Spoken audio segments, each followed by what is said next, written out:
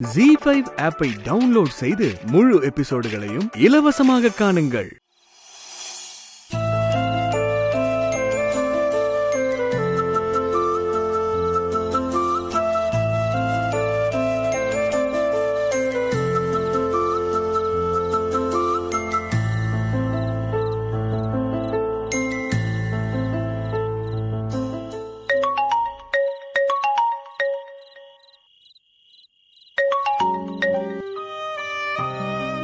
என்ன வாத்தியாரே, போன் எடுக்க இம்புட்டு நேரமா?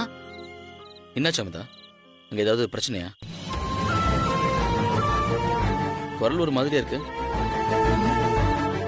இப்படிதான் இம்புட்டு தூரத்துல இருந்தாலும் குரலை வச்சே கண்டுபிடிக்கிறீங்களோ? நம்ம பிரச்சனையை இவங்க கிட்ட சொல்லி இவங்களையும் கஷ்டப்படுத்த வேணாம், சமாளிப்போம். அதெல்லாம் ஒண்ணும் இல்ல, நான் நல்லாதான் இருக்கேன். அப்படியா? நம்பலாமா?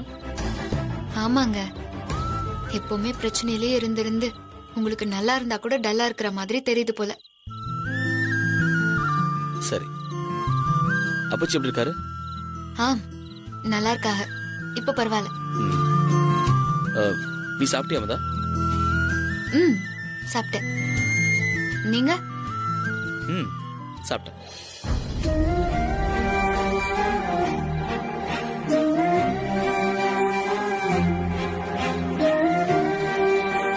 ஏங்க சொல்லுங்க.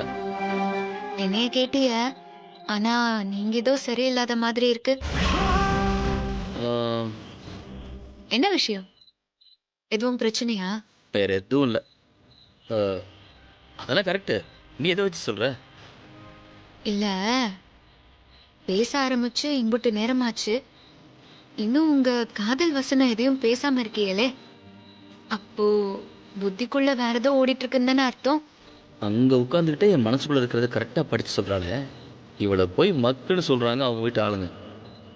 நம்ம பிரச்சனையை சொல்லி அடுத்த பிரச்சனை ஆரம்பிக்க வேண்டாம், சமாளிப்போம். வாத்தியாரே, என்ன சத்தத்தையே காணோம்? அம்மா தாயே, நீ உன் கற்பனை குதிரையை கொஞ்சம் கட்டி போடு. இப்போதைக்கு என் மண்டையில ஒன்னும் ஓடல. அடுத்த மாசம் இந்நேரம்லாம் நம்ம கல்யாணம் முடிஞ்சு ஒரு 2 நாள் ஆயிருக்கும். அப்போ என் பொண்டாட்டியா, எங்க அம்மாவுக்கு மருமகளா இதே வீட்டுல என் கூட கூடியிருப்பேன். அதத்தான் நினைச்சிட்டு இருந்தேன், வேற எதுவும் இல்ல. கல்யாணம் முடிஞ்சு இந்நேரம் சொந்தக்காரவங்க அவங்க வீட்டுக்கு போய் சேர்ந்திருப்பாங்க.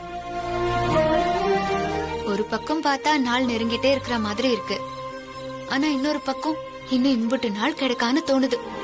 தெரியும், நீ ஆசைப்பட்டா இப்பவே நம்ம ஒன்னா இருக்கலாம். என்ன சொல்றீங்க? நீ கண்ணை மூடு.